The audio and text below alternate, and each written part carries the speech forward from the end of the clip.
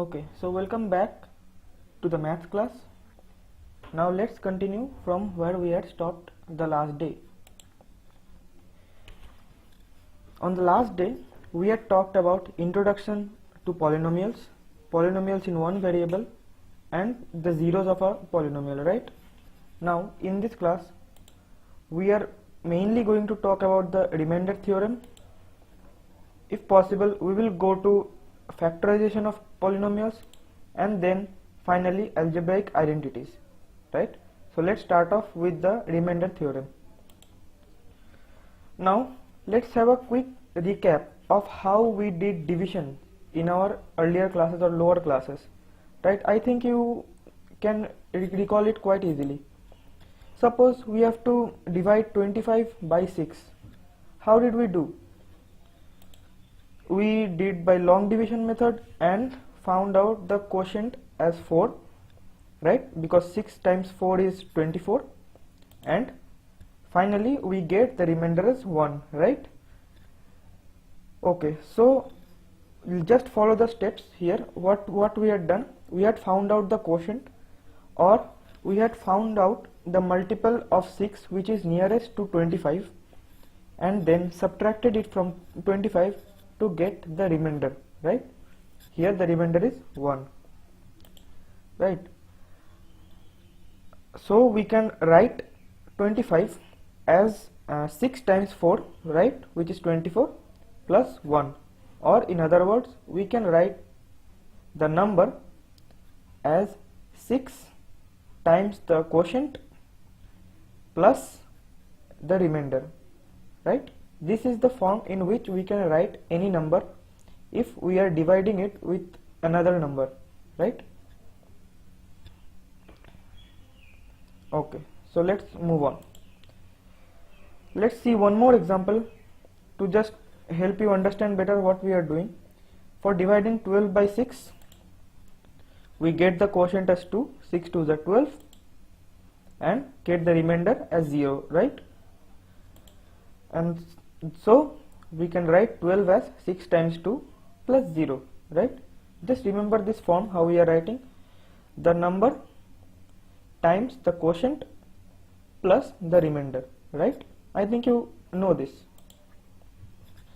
Now let us apply this rule for the division of polynomials, right? For the division of terms containing variables. Now how to divide polynomials? Let's take one example. Suppose we want to divide this big polynomial 2x cube plus x square minus x by x. Okay, so let's see how we do it.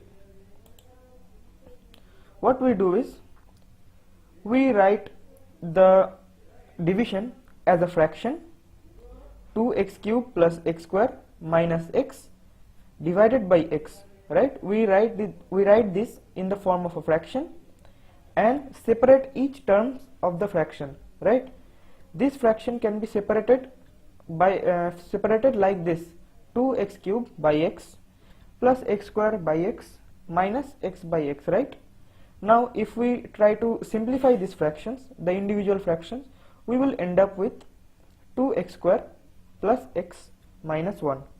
Okay, so you can see upon division of 2x cube plus x square minus x by x, we get the number 2x square plus x minus 1, right? We get this number. Now what is this? This is the quotient, right? This is the quotient of this division, because upon dividing two numbers, the answer which we get is the quotient. Like in earlier examples of division of 25 by 6, we had done 25 by 6 to get the nearest number, which is 4, right? And here we are getting the exact number, which is 2x square plus x minus 1. Yes, I'm calling it a number, but you can see it is not a number, right? We are just trying to create an analogy between the numericals which we had done in earlier class to the division of polynomials which we are going to learn now. So you can see here the quotient is therefore 2x square plus x minus 1, right? The quotient is the number or the result which we get upon performing division of two numbers. And in other words, you can say 2x square plus x minus 1, this quotient, and x, the divisor, right? These two numbers are the factors of the dividend, which is 2x cube plus x square minus x, right? These two numbers are factors of this big polynomial. How? Because if we divide by the quotient, if we divide this polynomial by the quotient, we will get x back, right? So that is why these two numbers are the factors of the polynomial with which we have started, right? And therefore, like the earlier cases, we can write the number in this form. This is the dividend, right? This is the polynomial with which we had started, and then we have written x, the number with which we had divided, times the quotient, right, plus the remainder, right? So you can see it is in the same form which we had talked about earlier. The number, the dividend, equals to the divisor times quotient plus remainder, right? So you can see we can write the same thing, not actually the same thing, a similar thing to what we had done in earlier classes, right? We can create an analogy between these two things, the numbers and the variables, right? Now let's take one more example. Suppose we want to divide this polynomial 3x square minus 2x plus 1 by x, right? So how do we proceed? You can see in a similar manner, we have first converted it into a fraction and then broken each term of the fraction as is shown here, 3x square by x minus 2x by x and plus 1 by x, right? Now finally you will get the result in this form, 3x minus 2 plus 1 by x, right? Because 1x will be cancelled from both the numerator and the denominator, right? So we are only having one fractional term here, rest all are simple terms, right? It is a simple polynomial, right? So what we do here, since 1 can't be divided by x, right, we will not be able to divide 1 by x.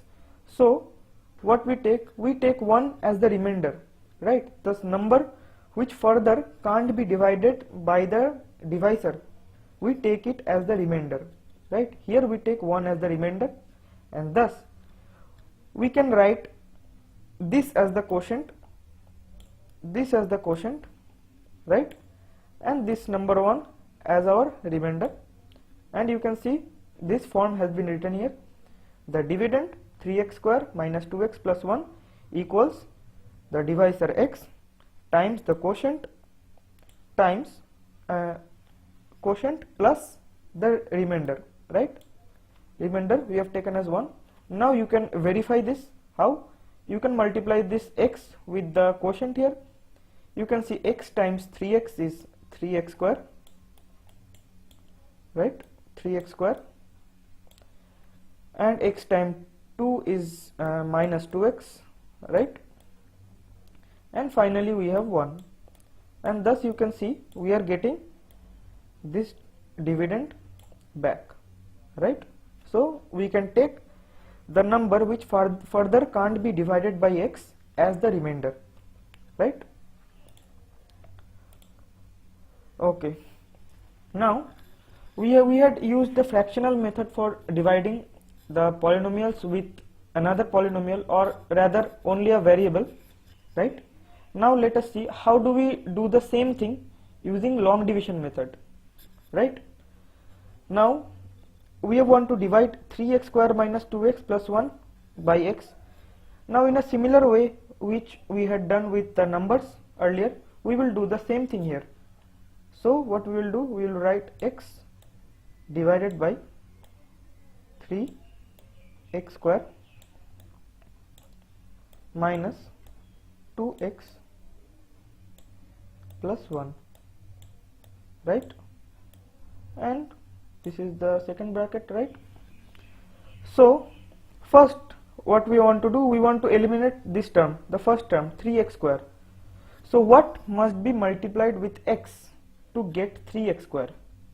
You have to just imagine it. What must be multiplied with x to get 3x square? Now you can see here we have x square, that means x has been multiplied by x itself, so we must have a factor of x, right? And it has also been multiplied with the number 3, right? So we also need to multiply it by the number 3, right? So we get here x times 3x is 3x square, right? Now what we do, we subtract the terms, right? We subtract the terms, and finally what we get here 0, right? And now, unlike the division which we had done earlier, here in this case this whole term comes down.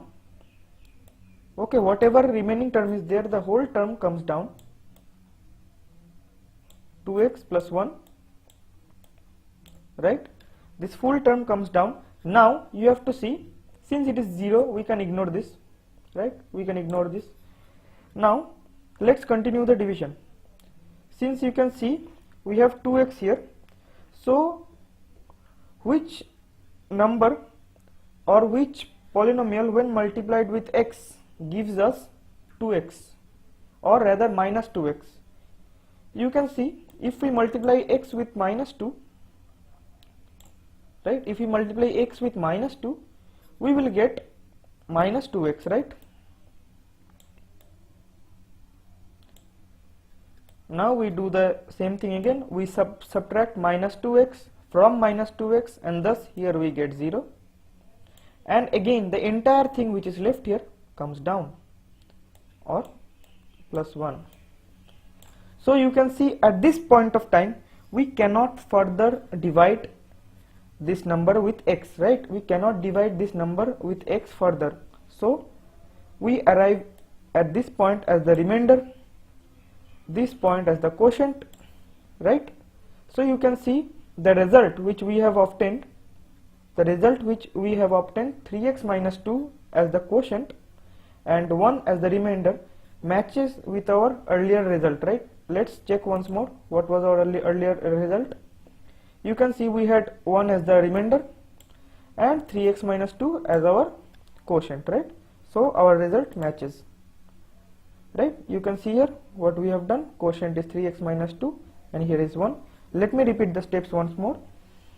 First, for division with a polynomial, you must try to eliminate the term with the maximum power of x in it. Okay, the maximum power of x is here x square. So what you do, you try to bring this term 3x square out of x by multiplying something, right? Now remember one thing, you must multiply a polynomial only with the divisor. Okay, you can't multiply 1 by x, you can't make the quotient 1 by x, because the quotient must also come out to be a polynomial, right? And 1 by x is not a polynomial, right? So what we do here, we then subtract the two numbers, and unlike the normal division where we bring only the next number below, here we bring the entire thing which is left after the subtraction process, and then again continue our division in the same manner, right? Until we reach at a point where we can't divide any further, right? So let's take a look at it. We get remainder which is 1 and quotient is 3x minus 2, right? Now you can see one more thing here. If we take this thing, this whole dividend as px, right? This whole thing if we take as px, right? And if we find out p0, what we will get, this term vanishes, right? X equal to 0 multiplied with anything is 0. This term also vanishes, 2 into 0 is 0, and this term only remains. That means by finding P0 only, we are getting the remainder directly, right? We are getting the remainder directly.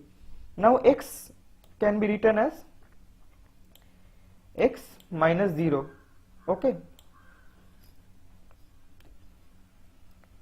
X can be written as x minus 0, right?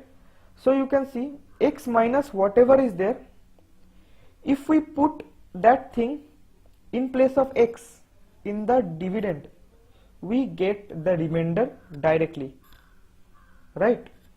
Just try to note this observation. As we will go on further, we will see more examples where we are applying this.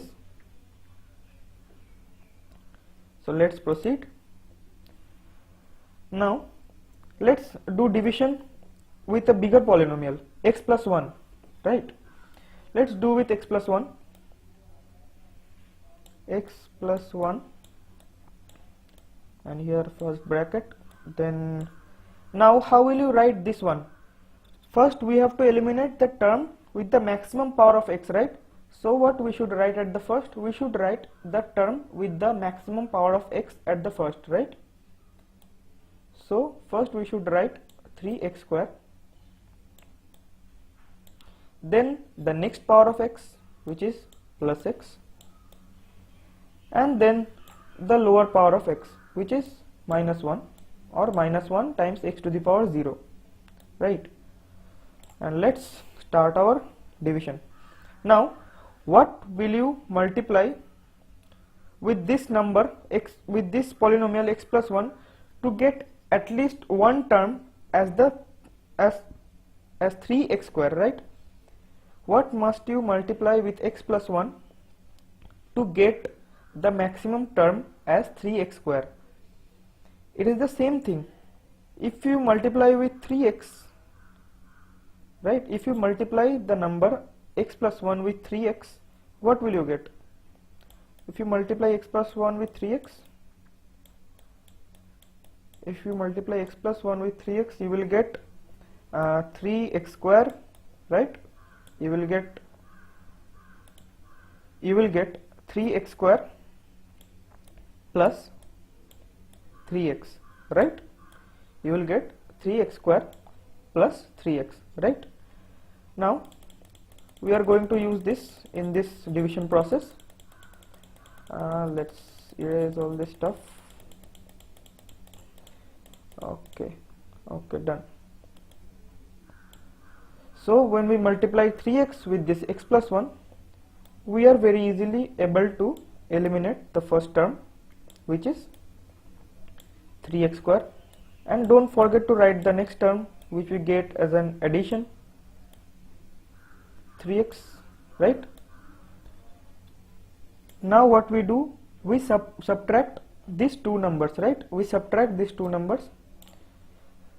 So since minus sign is here, we will end up with here minus 3x, and we will end up here with minus 3x, right? We won't get this sign again. We will end up with minus 3x here. So what we will do, 3x square minus 3x square gives us 0. As here sign has changed from plus to minus, x minus 3x gives us minus 2x, right? It gives us minus 2x, and we write minus 1 as it is below this subtraction line, right? Right. What we have done here, we have written here 3x square plus 3x, then changed their sign to minus as we were going to subtract the two numbers. Then we subtracted the two numbers to obtain minus 2x, right? And what we did, whatever was left in the dividend, we just brought it down, right? Minus 1 was left, we have brought minus 1 down. So finally we get as the new dividend minus 2x minus 1. Now what should you multiply with x plus 1 to get minus 2x as the maximum power of x in this number, right? What you multiply is minus 2, right? Because minus 2 times x gives us minus 2x, and 1 times 2 gives us 1 times minus 2 gives us minus 2, right? Now again we need to subtract these two numbers. We need to subtract these two numbers. As we have to subtract these two numbers, we are putting a minus sign here and we are changing their sign. This becomes plus, this becomes plus. Now we carry out normal addition. Minus 2x plus 2x gives us 0. Minus 1 plus 2 gives us 1, right? Now I think you got this point here. What we did, as we are putting here a minus sign in front, we are changing their sign so that we can add them two up, because adding two numbers is quite easy than subtracting two numbers, right? If you are asked to subtract minus 1 from minus 43, you will immediately convert minus 43 to plus 43 and then subtract 1 from it, right? And we are doing the same here. We are first converting it to positive terms, or we are changing their sign, changing their corresponding sign, and then we are carrying out normal addition, right? Like here we had, let me repeat the steps once more. To get 3x square, we multiplied the x plus 1 with 3x and we got 3x square, and additional term was there plus 3x. Here initially we had the sign plus, right? We had plus 3x. Now as we need to subtract these two numbers, we put a minus sign in front of it, and what we do, we change their signs. We change this sign to minus, we changed this sign also to minus. As you can see below, we have changed this sign to minus, and then we just added these two numbers. 3x square minus 3x square gives 0, x minus 3x gives us minus 2x, and minus 1 was left, so we had brought it down, right? Our new dividend was now minus 2x minus 1. Now what did we multiply with x plus 1? We multiplied minus 2 to get minus 2x. Here the initial sign was minus 2x, an additional term minus 2, right? And what did we do? As we had put a minus sign in front of it, or we were going to subtract these two numbers, we changed their corresponding signs. It was changed to plus, minus 2 was also changed to plus, and then we carried out simple addition to get minus 2x plus 2x is 0, minus 1 plus 2 is 1, right? Minus 1 plus 2 is 1, right? Now here you can see the quotient is 3x minus 2 and the remainder is 1, right? Here the quotient is 3x minus 2 and the remainder is 1, right? So if you do the same technique once again, you can see here it is x plus 1, right? Or 1 plus x, whatever it is. Now we have seen of the form x minus something, right? Whatever x minus something will be there, we will put that value in place of x to get the remainder directly, right? But here it is x plus 1. So what is x plus 1? X plus 1 is x minus of minus 1, right? So what we did here, we put minus 1 in place of x in the polynomial px, and after putting the value, after calculating the result, we get 1, which we had obtained as the remainder of the division, right? 1 we had obtained as the remainder of the division, right? Now there is one more way to find out what should be inside this bracket, or x minus what, right? You can just put 1 plus x, or this function gx equals 0. 1 plus x, you can put it as 0, and then you will get x equal to minus 1, right? Making this divisor 0 gives the value of x, which we have to put in place of x in the dividend or px to get the remainder, right? What we do, we make the divisor 0, right? We make the divisor 0 to get the value of x which we need. Then we use this value of x to put it in the dividend, or we put it in px to get the remainder of px when divided by gx, right? And the point will be much clearer in the coming slides. As you have observed, if px is divided by the linear polynomial gx, which will be of the form x minus a, right, which is of the form x minus a, then the remainder of polynomial p is p of a, right? Px is divided by gx, right, where gx is of the form x minus a. Then the remainder of the division is obtained by replacing x in px with a, or we find the value of pa to get the remainder of the division, right? And this statement, as it is stated here, if px is divided by a linear polynomial gx, then the remainder is pa. This statement is termed as the remainder theorem, right? This statement is termed as the remainder theorem, okay, because this statement states that to find the remainder we don't need to carry out the entire division. We just make this gx 0 to find out the value of x, and then we put the value of x in place of px, right, in place of x in px, and then we find out the remainder of the division, right? Now there are 2 points to be noted before performing the division of polynomials.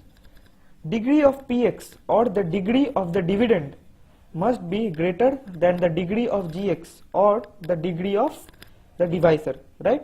That means dividend's degree must be greater than the divisor's degree, right? And what I mean by degree is the highest power of x, right? And in gx, x minus a, as it is written there, a must be a real number, okay? It can't be anything else, right? It can't be a variable, right? X minus y. If you write if you want to do division by x minus y, you just can't write it, right? You just can't do anything. You just can't divide, because y won't get fitted into any of the variables which is given in px, right? Because entire polynomial px is in the terms of x, right? So a must be a real number. Now let's see a proof of this theorem. Means, how is this theorem true for every polynomial, every division of polynomial where gx is a linear polynomial, right? Now this theorem is true for gx when gx is a linear polynomial, right? So you must remember this point. Gx must be a linear polynomial, and px can be any polynomial, but its degree must be higher than gx, right? Now let's see the proof. You can see here, let px be any polynomial with degree greater than or equal to 1, right? Why it is greater than or equal to 1? Because degree of gx is 1 or less than 1, right? It is at most 1 because it has to be a linear polynomial, right? So px's degree must be more than 1 or equal to 1. Now suppose that when px is divided by x minus a, the quotient we get as another polynomial which we term as qx, right? We get the quotient as qx, suppose, right? And the remainder, we might get one more polynomial as rx, right? We might get a remainder as a polynomial rx. Now we can write, like we had done in earlier slides, we can write this px as the divisor x minus a times quotient plus the remainder, right? X minus a times qx plus rx, right? Now since the degree of x minus a is 1, right? Since the degree of x minus a is 1, the degree of rx is less than the degree of x minus a, because the degree of the remainder must be less than the degree of the divisor, right? The degree of the remainder must be less than the degree of the divisor. Why? Because the remainder must be less than the divisor. And how can we ensure that the remainder is less than the divisor? Only when the degree of the remainder is less than the degree of the divisor, right? So there is only one possibility of Rx when its degree is less than the divisor. When its degree is less than the divisor, there is only one possibility, that Rx must be a constant polynomial, or rather only a constant, and suppose its value is R. Okay, Rx is obviously a constant then, because its degree is less than 1, or it is 0 degree. It is a 0 degree polynomial, or it is a constant polynomial, or rather it is a constant, remainder is a constant. So let the constant remainder be R, right? So we can write it once again by replacing Rx with R. Px equals x minus a times qx plus R, right? Here R is a constant, we are getting a constant, remember, we are getting a constant remainder, right? We are getting constant remainder every time.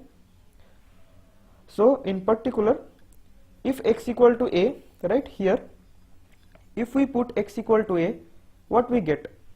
A minus a, right? We get a minus a times qa plus r, right? When x equal to a, we get a minus a times qa plus r. Now a minus a is 0, right? This term is 0, and 0 multiplied with anything gives us 0, right? So which term is left here? We are only left with r. We are only left with r, right? So PA, as you can see here, PA gives us the value of the remainder, which is r, right? So you can see for any number r, for any number a, we can put any value in place of a, we can put any value in place of r, and you can see if we are dividing px by x minus a, we are getting the remainder of the division by replacing x with a, right? Now how do we get what is the value of x to be replaced, or the value of a? How do we get? What we do, as you remember, we do x minus a equals 0 and get x equals a, right, which is given here. We get x equal to a like this, making gx or x minus a is 0. Then we get the value of x to be replaced, and we replace x with this value to get the remainder, right? I think you are getting this point. Now let's do an example which will make this theorem clearer. We have to divide this big polynomial, such a big polynomial, with this small polynomial x minus 1, and we are not asked to find the quotient. What we are asked? We are asked to find the remainder. We are asked to find the remainder, right? Now how to find the remainder? What we will do? Here you can see x minus a form, and what is a here? A is 1, right? X minus a. So here x minus 1, so 1 must be a. So we are taking px as the polynomial. We can take it as any polynomial, right? We can give it any name. I am taking it as p. So what we are doing, we are replacing x with 1 and then calculating the value of the polynomial at x equal to 1 and getting the remainder as 4, right? So you can see the remainder is explicitly mentioned as 4. So you can see how we are getting the remainder with such simple steps. Only 2 steps are needed, right? Just finding out the value of a, which we need to replace, the first step, and replacing x with that value in px, right? Only 2 steps are needed to find out what is the remainder when these two numbers are divided with each other, right? Let's do one more example. Now this question asks, check whether 2x plus 1 is a factor of 5x plus x plus 2 or not, right? Now if 2x plus 1 is a factor of 5x square plus x plus 2, then the remainder upon dividing them must be 0, right? Like for example, 2 is a factor of 4, so when you divide 4 by 2, you get the remainder 0, right? So if a number is a factor of another number, when they are divided, we should get the remainder as 4. We should get the remainder as 0, right? So what we do here, we check for the remainder whether it is giving 0 or not, right? Now what we do, we find out in a similar way the value of x to be replaced in this polynomial, in this big polynomial 5x square plus x plus 2, and for that we make this small polynomial 0. As you can see here, we have made 2x plus 1 0, which gives us the value of x as minus half, right? You can solve this 2x plus 1 to get x equal to minus half. Now x equal to minus half should be replaced in this polynomial 5x square plus x plus 2. Okay, so here you can see here we are replacing this polynomial, replacing the value of x in the polynomial with minus half, and we are getting by calculating the value of this polynomial at minus half, we end up with 11 by 4.